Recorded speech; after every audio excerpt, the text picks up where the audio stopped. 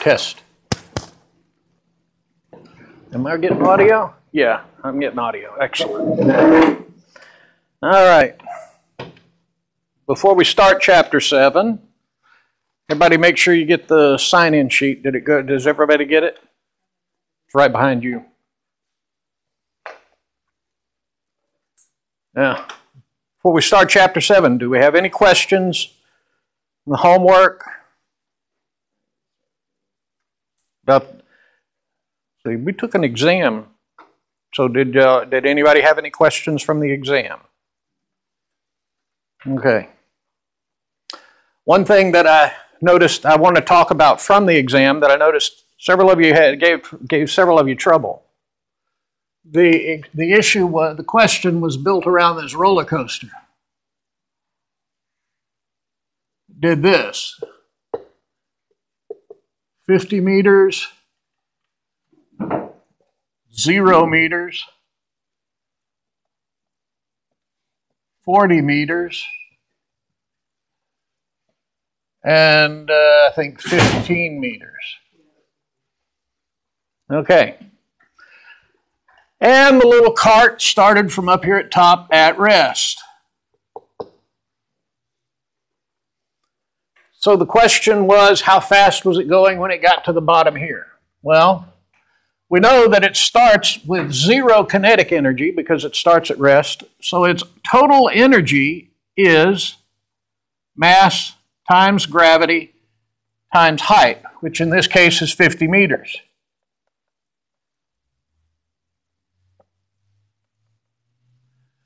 And we know that that will be equal to mass times gravity times height when it gets to 0 meters, which means it has no potential energy left there, plus 1/2 its mass times its velocity squared.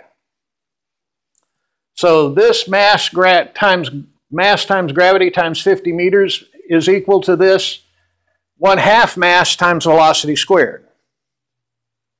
That's where and up to this point, pretty much everybody, for the most part, got that part. The next part was, how fast is it going here? Well, a couple of you took, okay, well, here it has this much kinetic energy, and so here it's got to turn some of that kinetic energy back into potential energy. Started going through a lot of calculations. The simplest, and remember, this is important. Wrap your mind around this, take it home, and remember it. This approach is to make it simpler, not more complicated, okay? You want to find out its velocity at 40 meters? Mass times gravity times 50 has to equal mass times gravity times 40 plus 1/2 mv squared at 40. Solve for v again. When it's at 15 meters, the total energy, mass times gravity times 50, is now equal to mass times gravity times 15 plus whatever's left over as kinetic energy. And for the third time, you just solve for v. All right? Now, the next question had to do with what happens when you have friction involved. And the problem that seemed to get most people who had problems with it was simply setting up the problem. You know that it starts off with mass times gravity times 50 meters is its total energy. And you know from the question that it only made it up to what, 30, 35 meters, something like that, before it came to a stop and started rolling back down. So, you know that its potential energy at whatever that was, 35 meters, I think, plus whatever work was done by non-conservative forces, by friction. And if you read the question, the only thing the question asked for was, what was the work done by friction? This was supposed to be a very simple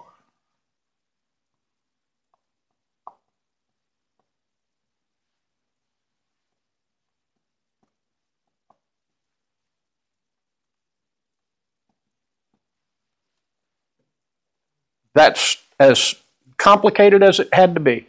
I've told y'all, listen to me. Plant these words in your brain and remember this. Conservation of energy, this approach to analyzing physics, is to make it simpler, not to make it more complicated. Okay?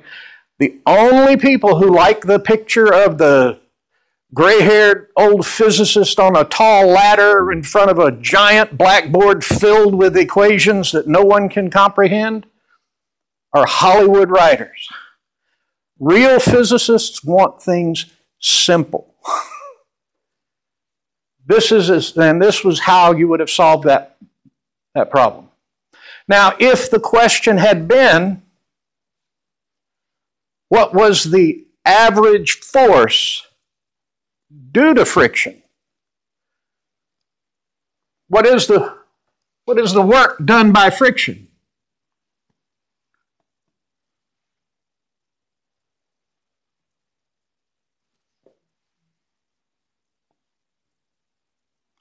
Force due to friction times what? Times the distance, not the displacement. Over here, it's all about displacement. So you don't care what it goes through, how fast it got, how much it slowed down between here and here. All you care about is here and here. All you care about is here and here because there's no friction. When you take into friction, now it's not displacement that matters, it's distance. And I think I even said that the distance it traveled before it came to a stop was 110 feet, or meters, or whatever units we were. So if I had been asking for the force due to friction, and pay attention, make notes, because you're going to want to remember this. If I had asked about the force, the average force due to friction, then you would have taken this work done by friction, divide both sides by distance, and you end up with the average force due to friction over that 110 feet or meters or whatever.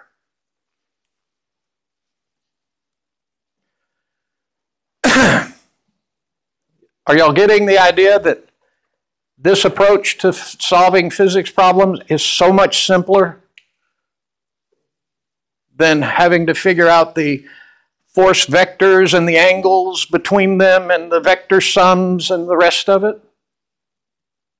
And sometimes you got no choice. That's all. You've got to go to the first principles. That's why I'm telling you again, because we've still got exam 5 in a couple of weeks. Put those kinematic equations on your card. Now this time I put the kinematic equation down that you needed as a hint. Okay? Don't rely on me doing that. Now, one other problem. And I made it a bonus question. I asked how far a box would continue to slide after you finished pushing it, after you stopped pushing. Okay? And honestly, a couple of you had problems with the basic concept here that when you're pushing that box across the floor at a constant velocity, there is no acceleration. That does not mean there is no force.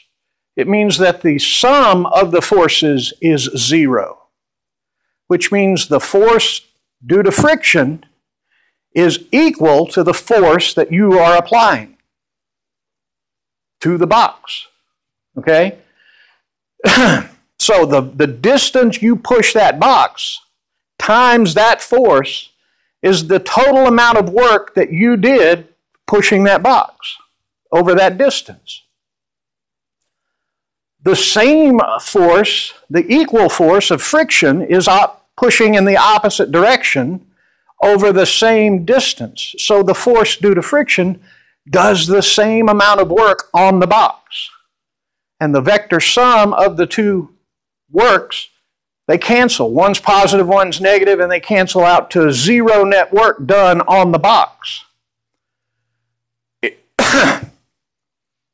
But when you stop pushing, it has some velocity, and it takes a certain, in this case it was like a few milliseconds, I think 100 or a couple hundred milliseconds, and it came to a rest. Because it's still experiencing the force due to friction. If it weren't, then it would keep sliding forever at whatever velocity you were pushing it at. Of course, you wouldn't have been pushing it, because if you were applying a force and there was no friction, then it would have been constantly accelerating. Okay? The point is, when you stop pushing, there is some velocity. And that velocity is being opposed by the force due to friction, which is the mass times the acceleration due to friction. And when you use the kinematic equation with that acceleration, you find out that it takes like a quarter, 200, about 0.2 meters or something like that to come to a stop. Okay? Now, the bonus question that I asked was, what does that extra bit of motion, what does that represent? What does it equate with? Where did it come from? And if you'll recall, we always talked about how at the very beginning, you're going to have to apply a greater force than friction in order to accelerate the box up to whatever that constant velocity that you're going to push it. And we generally neglect both ends. Okay, and as a matter of working the problems, we neglect the amount of acceleration the amount of force you apply to get it started. That's some work that you have to do to get it started. It's a greater force over a small distance to get it moving. When it comes to the other end and you stop pushing, that extra little bit that it slides is the work friction does to offset the work you did to get it started. The work that the friction does to stop it is equal to the work you did to start it. So the net work on the whole box over the whole distance still adds up to zero. Okay? Any questions about this? Okay, because there's a reason, there's a reason I want you to be aware of these things. I've already done this in my Physics 2 class, and I've decided I'm going to do it in this class and in my trig class as well. I'm going to give you a bonus exam.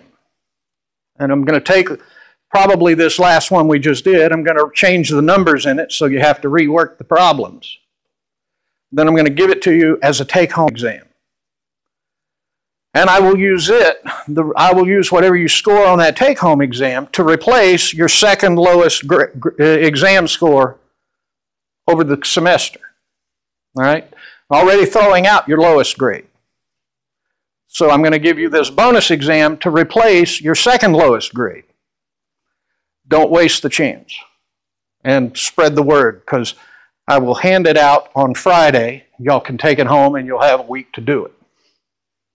Okay, but we are rapidly running out of semester.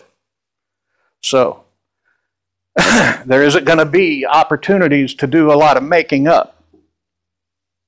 All right, so make a point of being here on Friday so you can get this, let others know that they need to be here as well. Any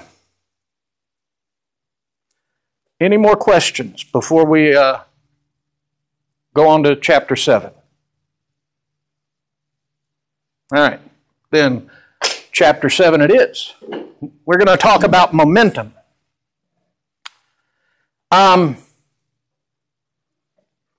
Momentum, by definition, is equal to mass times velocity. Now, why do we care about momentum? Okay, that's it. It's kilograms, meters per second. It's not even a Newton. A Newton would be kilograms, meters per second squared. So it would be like a Newton second. If you apply a force for a certain amount of time, then you end up with momentum. Or it's force per unit time, or force time, whatever. I don't care. Work it out. The point is, why do we come up with this whole nother thing we've got to think about? What is special about momentum?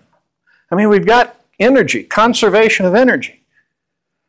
We know that that whatever the energy involved in a system is, it's going to be conserved. It might get transferred, it might get transformed into a different type of energy. It might get stored as potential energy. It might be released as kinetic energy. Friction gets involved, it's going to get converted into heat.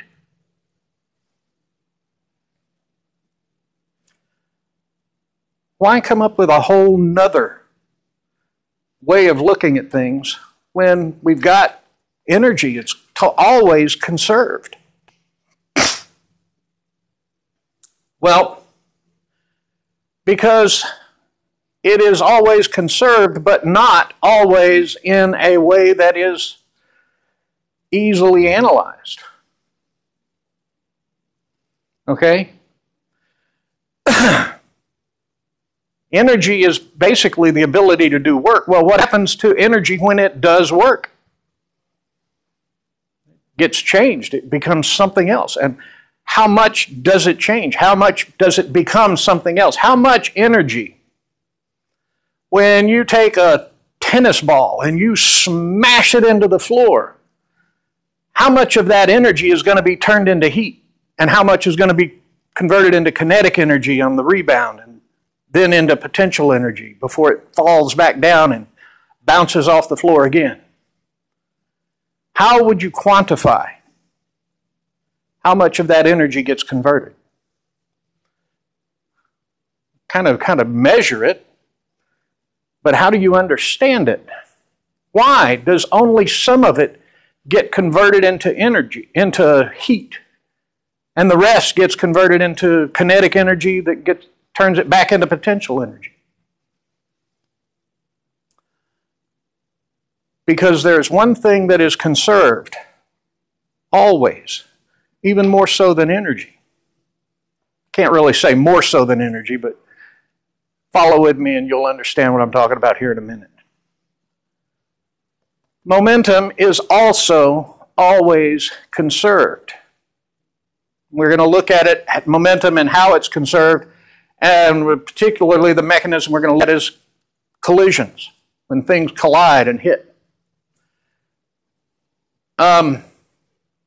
See, when things collide, there's basically two different types of collisions. There's elastic collisions and inelastic collisions. And most collisions are some combination of the two. They're somewhere in the middle. Okay? So what are elastic and inelastic collisions? What is a perfectly elastic collision? It's a collision wherein kinetic energy is fully conserved. Okay? The total kinetic energy of everything in the system before the collision is equal to the total kinetic energy of everything in the system after the collision. We generally think of billiard balls as the common example. It's the one that you can see the picture in your book. Billiard balls are probably pretty close to, as close as we can get to perfectly elastic collisions in the macroscopic world. Now, at the atomic level, there really are such things as perfectly elastic collisions. Okay, but we're not studying atomic molecular quantum mechanics. We're studying macroscopic physics. And in the macroscopic world, there really is no such thing as a perfectly elastic collision. How many of you can tell me what this thing is? Anybody know the name of this? Huh? Anybody? This is called a Newton's cradle, and it demonstrates the conservation of momentum. If I pick up this ball and I hold it up and I release it, potential energy will give it a certain amount of momentum. And the total momentum of the entire system has to be conserved, which means one and only one of these balls at the other end will swing forward, just like that. If I give it 2 balls of total momentum, I get 2 balls of total momentum coming out the other side. And yep, it even works with 3, 4,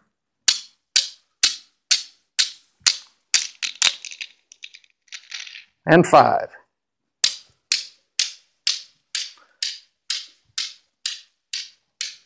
Kind of cool, isn't it? Because this is pretty close to a perfectly elastic collision. But it's not. Okay? It's not perfectly elastic, and you can tell that because if I set that thing going, it's only going to take a few seconds before it's going to stop. Because not all of that kinetic energy gets converted on coming out the other side. What happens to that other kinetic energy?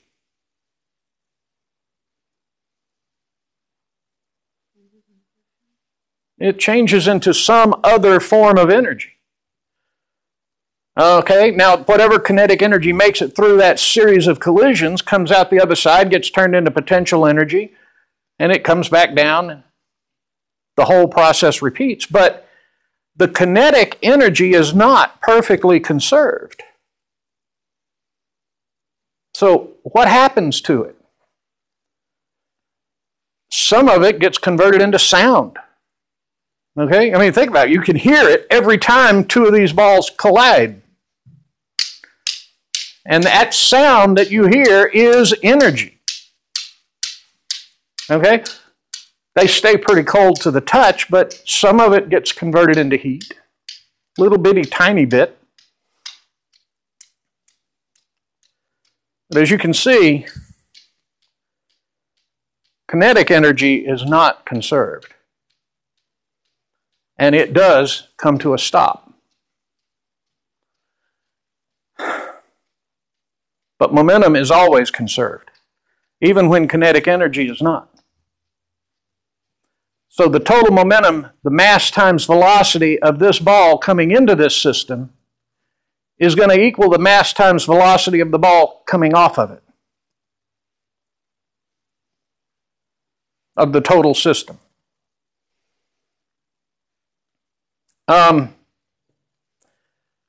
And the amount of kinetic energy that is lost is going to be however much is consistent with the conservation of momentum. So this conservation of momentum is the limiting factor that determines how much energy can be lost in a given interaction or collision.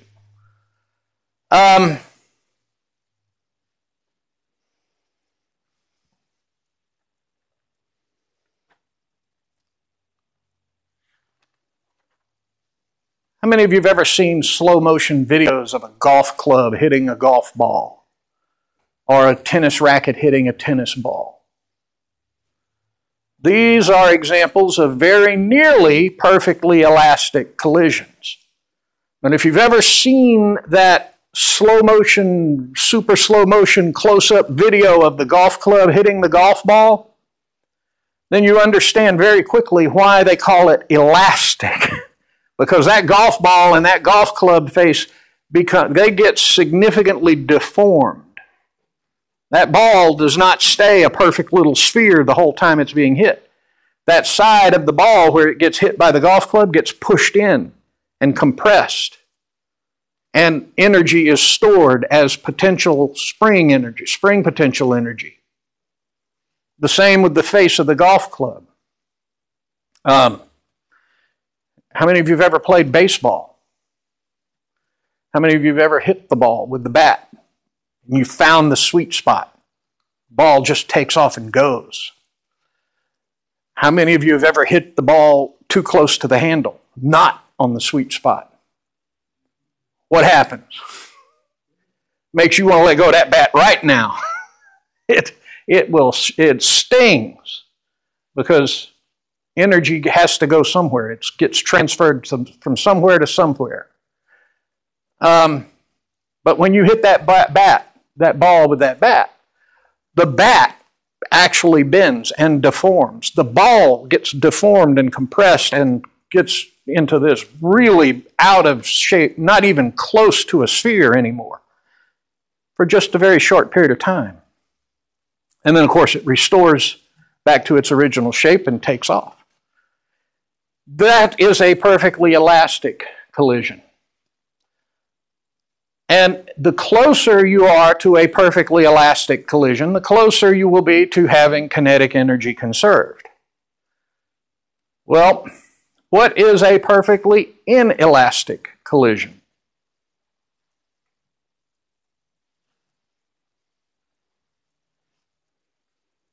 What would a perfectly inelastic collision look like?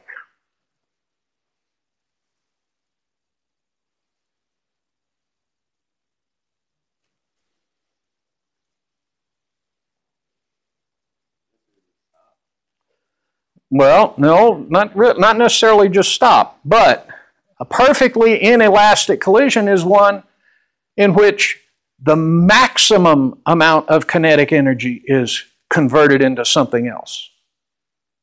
A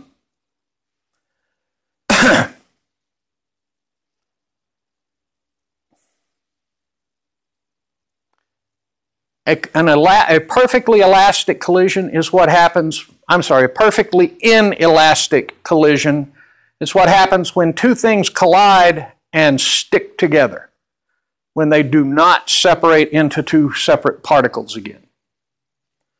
So if you've got two blobs of clay and you smash them together and they stick together, that is a perfectly inelastic collision.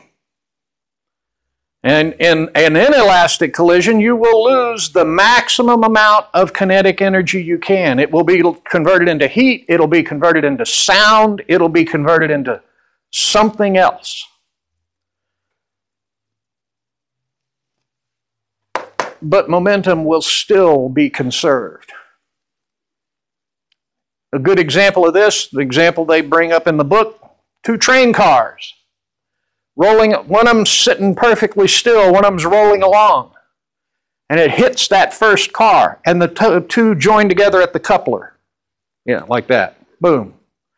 Once they're coupled together, they are now stuck together. This is a perfectly inelastic collision.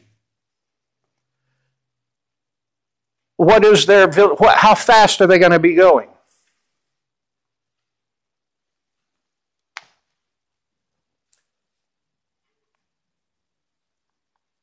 M1 times V1 plus M2 times V2. That is the total momentum of the system before they collide. V2 is 0, so the total momentum is M1 initial, V1 initial. Now, what is their total momentum after the collision? their total momentum now is m1 plus m2 times v final.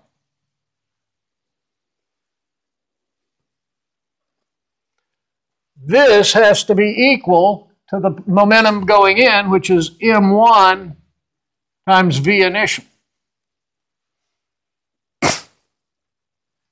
So that tells us that v final is going to be m1 v initial divided by m1 plus m2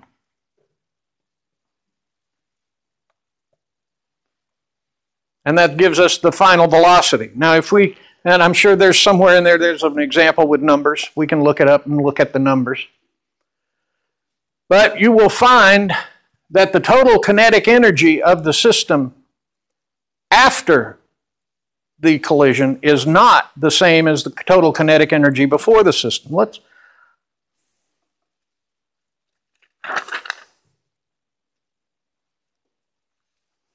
Yeah, here we go. Example 7.3. Mass A and mass B, and where do they give us the masses? They're 10,000 kilogram each. Okay?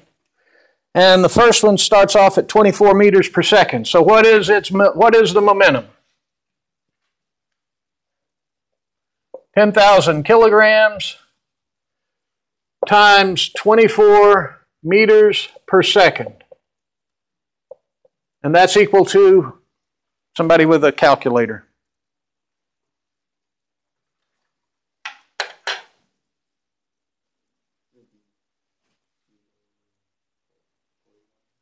I don't know. 240,000 or 24,000? 240,000. Okay. 240,000 kilograms meters per second.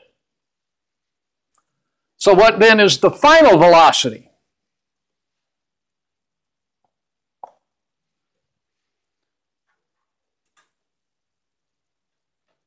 (10,000) kilograms times 24 meters per second divided by 20,000 kilograms, or 240,000 kilogram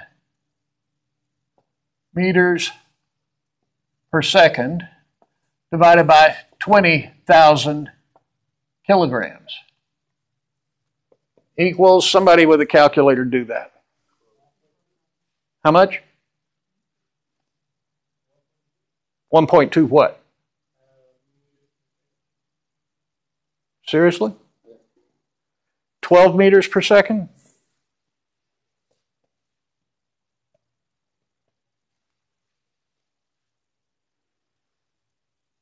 Yeah, I think that's right. Knock off the 4 zeros and you leave 24 over 2, that would be 12. Okay. So what is the total kinetic energy before this? 1/2 10,000 times 24 meters per second squared. What's that kinetic energy?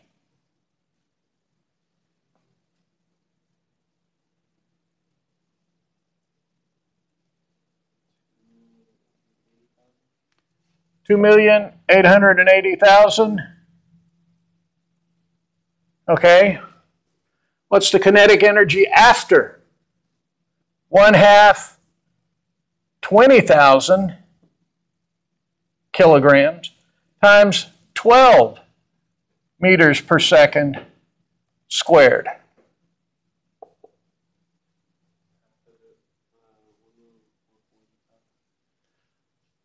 $1,440,000?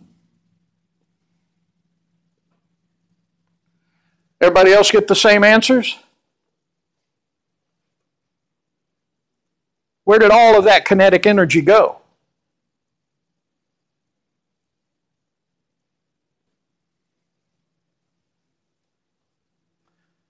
It went to turning into sound. It went to becoming heat. It went to wherever.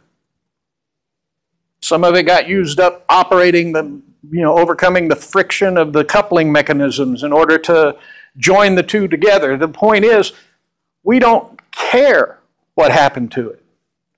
We know that we lost this much kinetic energy in a collision. But we still know how fast it's going when it's finished because the momentum before and the momentum after have to be the same. Even when energy conservation does not fail, we still conserve all of the energy of the system, but we don't have to analyze every little detail of where it all went in order to analyze the system as a whole. Because we know that momentum is conserved and does not get converted. Everyone see the benefit of this kind of approach, this kind of analysis? Can you understand why it would be very handy? I mean, could you imagine trying to analyze the interaction between two train cars coupling? Analyzing this thing when kinetic energy is very nearly perfectly conserved, but not quite.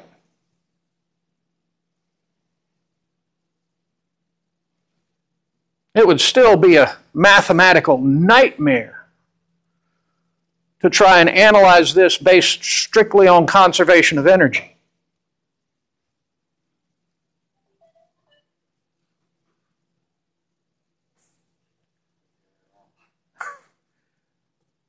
So,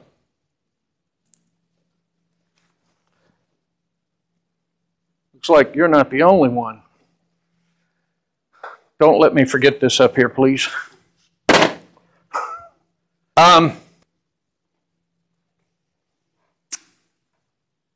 Somebody asked me some questions. Something's got to be puzzling some of you.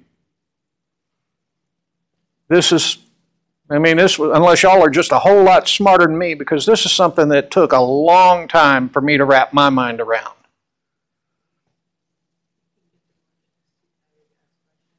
Okay, well, wake up. Let's jump off of the textbook for a minute and let's start a different way of analyzing this. All right, well, not really. Let's just ask a different question and get away from the books. How many of you shoot? Go hunting, shoot guns, carry a gun for self-defense, any of that? All of you? Okay. No? You don't have a gun? You don't own a gun? You never shoot? Oh, you need to take it up. It's really fun. Not to mention handy skill to have if you're ever mugged. But for the rest of you who actually who have been shot guns before, how many of you have heard the question, which round is the best round to shoot? 9mm, 45, 22, which one's the best round? Well, of course, the obvious answer is it depends entirely on the circumstance. Because if you're shooting a machine gun, and they're really fun to shoot, if you've never shot one, find some place where you can, because they're a blast. But if you've got a machine gun, an M16 that shoots, 600 rounds a minute? And each one of those rounds costs you 85 cents per round. And they cost a lot more than that if you just buy them. That's if you make your own. You just buy them, you're going to spend over $1 a round. That means you're spending over $600 for every minute you shoot that gun. That's over, $10 per second to pull the trigger? There went $10. You think that's bad? Run the prices on a 20 millimeter Vulcan. You know what a 20 millimeter Vulcan is? It's an electric Gatling gun. They mount them on fighter jets. Have you ever seen these movies that show SEAL Team where the heroes come in at the last minute and they start just spraying fire all on the bad guys? That's a 20 millimeter Vulcan. 20 millimeter means the size of the diameter of the projectile is 20 millimeters in diameter, which is, well, about 1/5 of a 100 millimeter cigarette. That's how big around the bullet is. The actual case and everything is like this long and about that big around at the end, and they cost $100 per bullet. And they fire like 6,000 of them a minute. So you're looking at, now you're talking about, forget $10 a second to shoot an M16. Now you're talking about $250,000 every time someone pushes the button. So if you're shooting a machine gun, the best bullet is obviously a 22 because you can buy a box of 1,000 of them for $5. Okay? So, but if you're trying to stop a robber, would you rather have a 9 millimeter or a 45?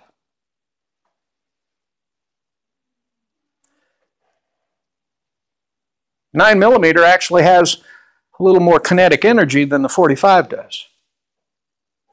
And I don't remember the numbers. I'm not going to try and recreate them. You can look them up on Google if you want. But the 9 millimeter is going to actually have a little bit more kinetic energy than a 45 will. But a 45 has a lot more momentum. And that kinetic energy might get dissipated in your target, or it might just pass right on through. But if you can stop the bullet in the target, if you can make it a perfectly inelastic collision so the bullet does not come out the other side, you're going to deliver the maximum momentum to that person, the maximum knockdown power with a 45 over a 9 millimeter. Okay?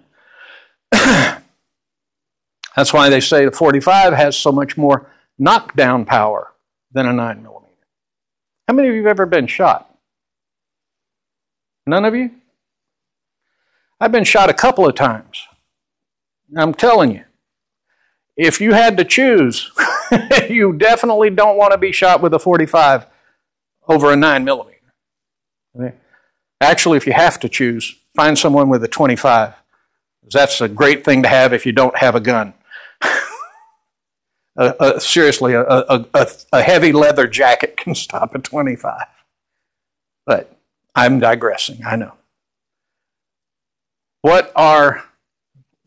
There's got to be some questions here. Conservation of momentum. Why do we care about it? Okay, I mean, if you don't have any questions, then I'm going to start quizzing you. Why do we care about conservation of momentum? I forget your name. Wade Young. Young? See, I knew your name. It's just, yeah. Why do we care about momentum? Why would we consider? Why do we even worry about it? What is the benefit to us?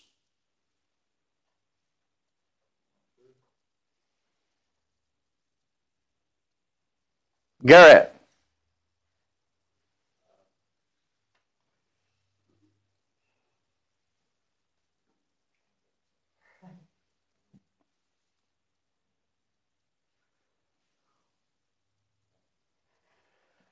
And he's lucky I couldn't remember his name because I was going to call on him next. Somebody? Anybody?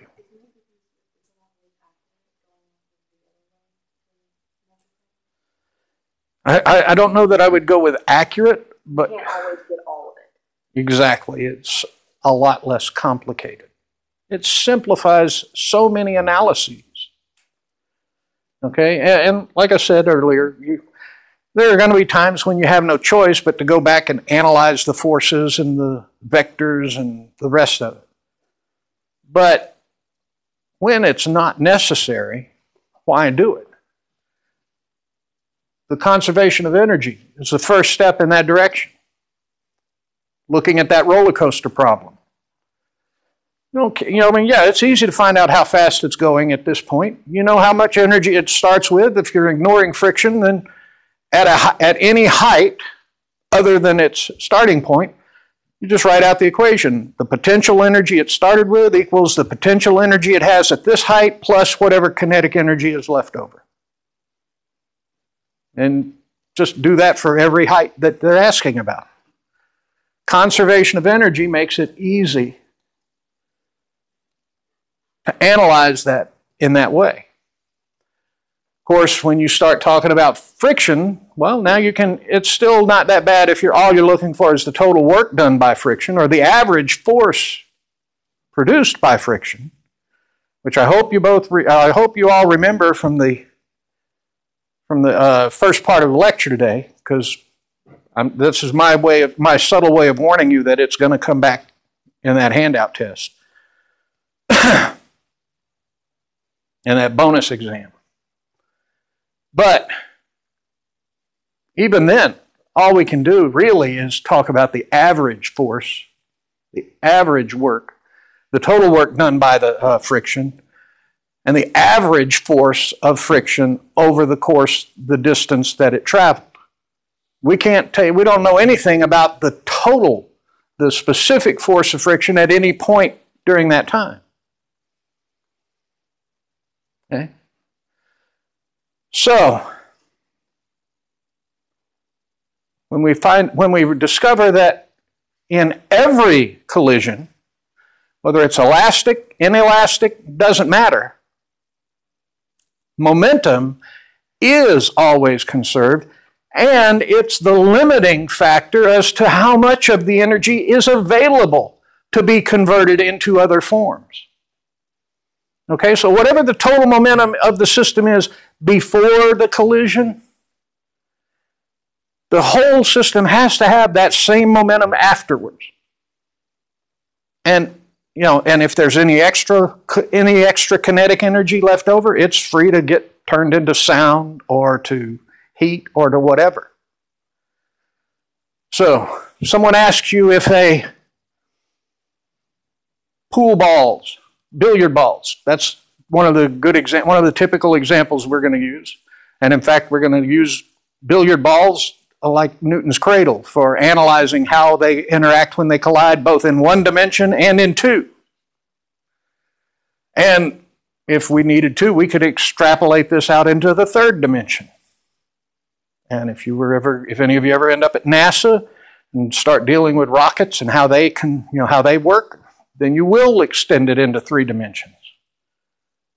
But we use the billiard balls because they're a pretty good analog. They're pretty close to a perfectly elastic collision. But are they really? Now, obviously, I've already told you that there's no such thing as a perfectly elastic collision in the macroscopic world. But if I asked you to defend that statement, which is what I'm doing now, I'm going to ask you, go around the room and find out what each of you can say, what you can comment on this. It's a given that it is not a perfectly inelastic collision, or a perfectly elastic collision when 2 billiard balls collide. How can you prove it other than by quoting me as saying it's not? What's the first thing you could say that you can say, because of this, I know that it's not possible that it was a perfectly elastic collision?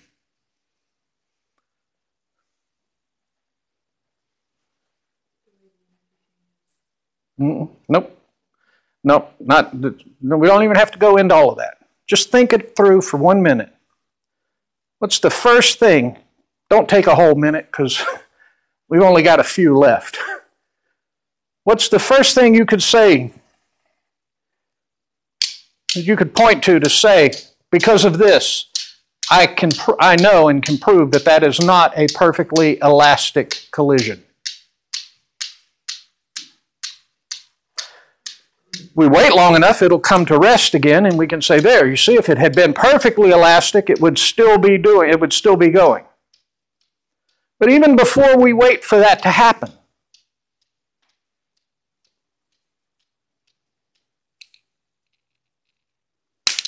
Right there. How do we know that that was not a perfectly elastic collision?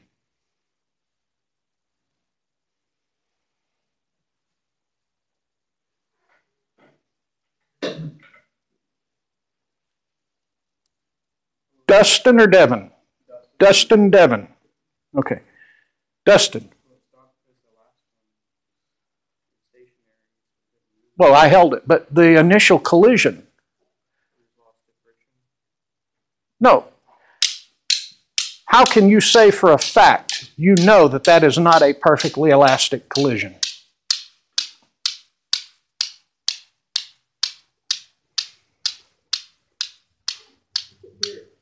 Thank you. Who said that? The guy, I can't remember his name. You can hear it. If you can hear it happen, it's not perfectly elastic because that sound came from the collision. In order to produce sound, that is energy. Sound is energy. It has to convert some of the kinetic energy into sound. So, have you ever watched a golf tournament? You can hear the different clubs when they hit the balls with them, and there's some of them. Who can tell me the most famous putters available that you can buy? Anybody? No? You ever heard of Ping? Titleist, they're the oldest, certainly. Ping. Man, when I back in a previous lifetime in a earlier millennia, when I played golf, people paid big money for Ping putters because there was that sound that it made. That's where it got the name. When you'd hit that ball, you'd get that ping when you hit that perfect sweet spot. If you can hear it, that sound is energy. One of the problems you're going to run into when you get to doing the homework on this chapter is one that talks about an explosion that releases, 5,500 Newton joules of energy. And what are the velocities of the two masses of the part that breaks apart in the explosion? Well, I'm going to tell you now, in order to do that problem, you're going to have to make some assumptions. And the first one you're going to have to make is that it was silent, that it was a silent explosion, which kind of is, how does that happen? Right? Well, you can imagine, well, maybe it wasn't necessarily a chemical explosion, maybe it was somebody released a spring that popped the two halves apart. Okay, but in order to work the problem, you're going to have to assume that all of the energy released was converted into the kinetic energy of the two halves. Okay, and then that the total momentum after the two halves break apart would be equal to the total momentum before they broke apart, which was momentum is, somebody say it out loud, mass times velocity. If they were at 0 before it started, then the total momentum after the two halves break apart and go their separate ways still has to be 0. Okay?